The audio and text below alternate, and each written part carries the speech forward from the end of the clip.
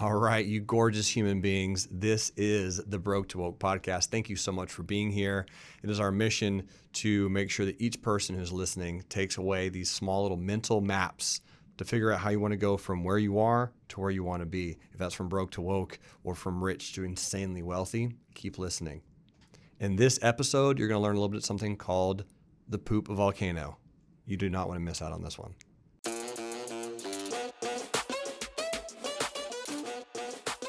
So what was your first memory about money? My very first memory about money was the moment in time that I've thought a lot about, and I've done a lot of meditating on it, and I've gone back in time a lot to just try to be extremely blessed and proud of how it all worked out and happened. But it was a movie. I was sitting on the couch. I had this tan couch that I slept on. I didn't have a room. I had a bedroom. I just didn't sleep there, apparently. I like sleeping on couches. So my dad, my oldest brother, Jerry Roger, and myself, in 1994, we had just watched the movie when it came out, Forrest Gump. Uh-huh. And I remember that movie very vividly, but the scene, about 75% of the way through the film, Forrest Gump says something very specific. He says that Lieutenant Dan invested in a fruit company and they didn't have to worry about money anymore.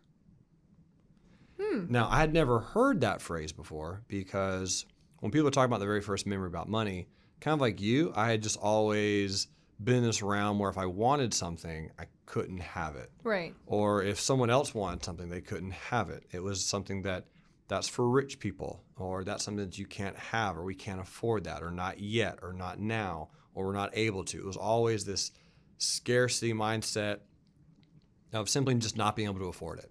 Whatever it was, we couldn't get it unless it was relatively inexpensive. And my dad, when he would travel for work, would bring home presents, and the presents that he would bring home were from the hotel. You know, soap, shampoo, Oh my gosh. towels, a pillow here and there. Yeah. Like that would be the presents. And that was, hey, awesome. You'd steal towels? Sure, definitely would. Definitely would take one or two towels at a time. Let me borrow this towel. Oh my gosh. Bring it home. That particular scene in that movie when he says he does not have to worry about money anymore, that was the first time that it had clicked. Consciously, I became aware that we didn't have money, right? Because I had always just heard, when you're young, you always hear the thing or a phrase or a bunch of terminologies. That's just what you believe. And that's just how you're shaped. And money is a thing that you worry about. When I heard Forrest Gump say you don't have to worry about money anymore, I didn't know what that meant. That was a whole paradigm shift for me. That was a moment in time where everything changed. And how old were you? I was 6 years old. 6. So that movie came out in 1994. It won an Oscar, and then it was out for release. My dad would drive to the video warehouse.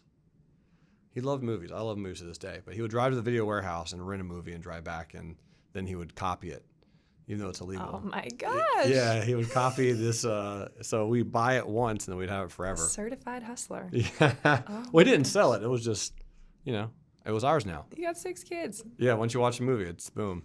We watch it forever now. That was a huge scene for me because I asked my dad, what's investing and what's the fruit company? Because whatever Forrest Gump did, I wanted to do that. Because what a lot of people forget is 30 seconds later into that scene, he talks about all the things he's giving. I don't know if you remember, but he gave all of his money, half of his shares to Bubba Gump Shrimp Company. They gave it to Bubba's mom. So he gave half of his money to Bubba's mom. He built a new church. He built a hospital. And I was like, what is all this? He's doing all these things with money. Like, this is what I want to do. Aww. I want to do what he's doing. Like, he's giving all this money away and building and impacting people. I'm like, that sounds amazing. I want to do that. And so I asked my dad, what's investing? What's the fruit company? He told me about Apple. Right, that's the fruit company is Apple. And told me what investing is, a little bit about the stock market. Wow. So I asked my dad, how can we do it? How can we invest? And he said, son, money doesn't grow on trees. We can't just invest in Apple. It doesn't work that way. I was like, well, if Forrest Gump did it, you can do it. So we argued back and forth about it for a while. And he's like, listen, you bring me some money and I'll match it dollar for dollar. Whatever you get me, I'll match, and then we'll invest in Apple.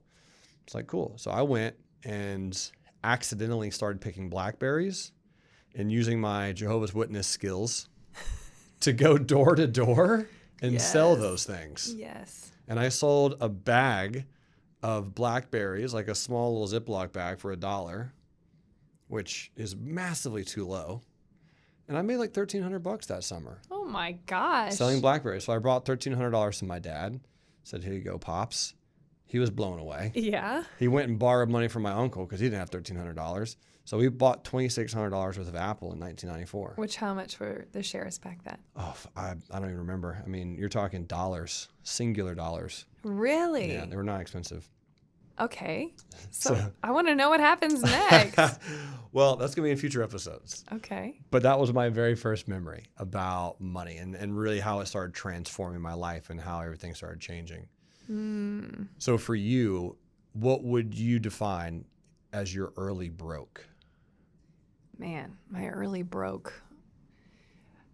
So I define broke as going through life and flopping around with what people tell you you're supposed to do, as well as being just financially broke. There's a lot of different ways to define broke, as we are going to go through it in these podcasts. So grew up without money, having these really early jobs, always paying for things. I don't even remember asking for $10 to go to a movie as a kid. Like, I never assumed somebody would take care of me. Now, again, like, my parents covered the basics. They did their best. They're awesome. Roof over my head and all that stuff. But all the extra stuff, if I wanted it, I'd have to get it. And so my early broke would be, I went to my friend's house who lived in a double wide trailer, and they had an above ground pool. There you go. And I realized how rich they were. Yes. Compared to us, because they had this above ground pool and we couldn't afford one. And they also didn't only shop at Goodwill. And I was like, these people are rich. So rich. They had like Tommy Hilfiger clothes and a pet snake and a video game and all these things. And we were not actually allowed to eat sugar growing up, which is another interesting thing. It's like the highest reward to eat an M&M. We'd have to like wax the conversion van. Yeah. Did you have a conversion van? Yes. All these kids? Who doesn't have a conversion? I mean, if you're a good homeschooled family, you definitely have a conversion van. Definitely. So I remember going to her house, and she would make fun of my clothes all the time. And I was never into stuff. I never have been into like clothes or things or whatever, because it always didn't make sense to me. And I've still carried that with me. I do not give a crap about I own nice stuff, but I don't give a crap about name brands. It's just a sales pitch. Right. So I'm not going to be your walking billboard unless you're paying me. So right. That was when I realized that we were not on the same playing field. I was asking for this special shampoo. It was really like Suave. And we were only allowed to have like the 99-cent bottle. Yeah. We weren't allowed to cut our hair either. So I had hair down to my knees. Nice. We were that. I had the socks. We were the homeschooled family you're thinking of. Yeah, you are. For sure. The hair of the socks. I had this painted in my brain, and you are nailing it. Oh, man. My hair was constantly knotted up with this 99-cent shampoo. Yeah. And that was really when I knew we didn't have money, because I was begging Mom. Do you remember the name brand of that? Because Suave is kind of like higher end. It was the Mane and Tail. Okay, we would use Mane and Tail because it was the horse shampoo. Yeah. It was horse shampoo. It was this massive bottle, and it would take care of all the kids, but it doesn't work on people. No. Mom, it does not work on people hair. No. It doesn't. My hair was just constantly a knotted mess. That's phenomenal. And then my sister would make fun of my knotted hair. Anyway, like all good sisters would do. And I just really wanted some nicer shampoo and couldn't afford it. We couldn't afford it that month. So that was my early broke, and I remember promising myself again, someday I'm going to buy nice shampoo. Yeah, I think that's an incredible story. So that's what I'm going after right there, listeners, is we're trying to track down these intricate moments, because the ironic part is you probably haven't said that out loud in a long time. No. That you wanted really nice shampoo. I did. But what that does is it creates these accomplishments that you want in life. You know, like, okay, I want this because of this reason. And that creates a bridge of I want. And in life, and you're learning this now, if you start saying I want enough, you will receive it to some degree. And there are rules about it, but if you do the rules right, you can actually get those things that you really want. It's the weirdest thing, people. It is amazing. It seems like a sci-fi movie, but there are some legit things you can do to attract things into your life. And it sounds woo-woo. Neither one of us are woo-woo, but if it works, I'm going to do it. Yes. Especially when it can help a lot of people and give me a life worth living. Yeah. I do have a confession, though. Let me hear it. I have an aggressive amount of shampoo at my house. I am currently rich in shampoo. Okay. An aggressive amount I of shampoo. have some nice, Can you tell me shiny what kind? hair. You do have very nice hair. I'm stunned. What kind of shampoo do you use? It's the Garnier Fructis. Yeah. Sleek and shiny. Yeah. Okay. I can run my fingers through my hair whenever I want. I love it. I love it. That's amazing. Did you have any financial education when you were young? No. I remember asking, Mom, if Dad's business isn't doing great, why does he have a business? I would always ask that. They did not like that question. My dad was an engineer, and my mom homeschooled all of us. She has a background in special needs education. Wow. So she's real patient, which was needed for all of us kids. It was super. We had a blast. But so my dad was an engineer and then started his own company refilling ink cartridges. And then it's grown into more since. But it felt like a startup most of our childhood. And it's funny is I'm even 10 years into my business and we still feel like a startup in a lot of different ways. Yeah. So it can take a while to take off, but it did. And it was a lot. And I just they didn't teach me about investing. They didn't teach me about anything other than, I remember one time he told me about the concept of rentals and what it's supposed to be. Your dad did, you're saying? Okay. But then I'm cleaning up where somebody had flushed a washcloth just to clog it, and then there was like a mounds of poo over the toilet, like a volcano. And we're cleaning that up as children, and like throw up all over, and blood, and needles, and just really like the worst things movie style. This is a party. And I was like, I really don't feel like this is the best way to make money. Are we calling this episode a volcano of poo? Because I want to. That's what I want to do. That was that was my only memory of rentals. And so I really didn't have a desire to get into real estate. So real estate was never on my plate to get into whatsoever. You just unlocked something in my brain that I haven't had unlocked in a long time. What? Yeah, my dad said the same thing. He said, son, you don't want rentals. You never want to do that. Because one of my big moments was playing Monopoly.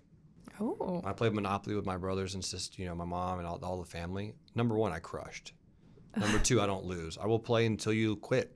So don't ever play Monopoly, folks. We will continue to play. Have you played Cash Flow? Yeah, I'm very good at Cash Flow. I know we're going to be playing I'm going up. to destroy you in We Cash will see. Flow. We will see. Destroy you. It's all about the dice roll, by the way. It is. Dang it. But secondly, when I was building these homes, and I'm like, oh, man, you have to pay me more rent now? My dad would always say, oh, son, you don't want to do that in real life because that's a struggle. Like you have tenants and you have to manage them and you have to do all these issues, all these things come up. And when you start talking about that, I forgot that my dad gave me the exact same advice. No, we were not paid to clean up this stuff. It's part of our birthright, Mom and Dad said. Your birthright is cleaning up this poop. Wow. In this very dangerous neighborhood. Oh, amazing. Yeah. Amazing.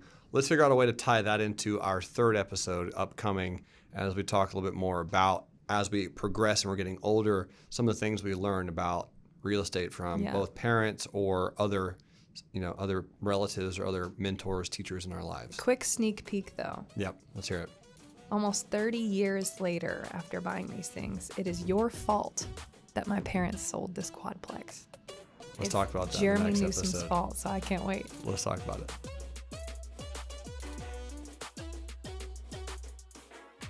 Thank you so much for listening in on Broke to Woke.